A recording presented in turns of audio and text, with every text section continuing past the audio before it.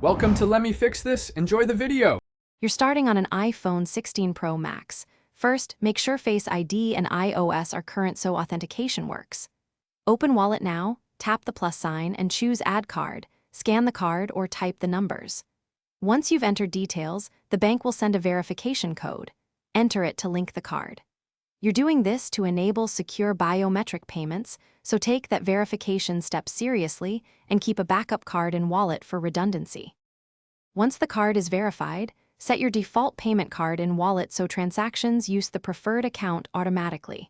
Enable double-click side button for fast access. That makes payments immediate without unlocking fully. If you use Transit, add Express Transit for select cards to skip Face ID. Also review billing and shipping addresses and contact info. Mismatched info causes declines. Making these changes now prevents hiccups at checkout and ensures transactions are routed to the right account. To pay in stores, double-click the side button, glance for Face ID, then hold the top of your iPhone 16 Pro Max near the reader until you see Done. For apps or websites, choose Apple Pay and confirm with Face ID. Once done, you'll get a receipt. If a payment fails, make sure Wi-Fi or cellular is active, check the card's status in wallet, and open your bank's app for holds or alerts. If problems persist, remove and re-add the card, or contact the card issuer for a quick resolution.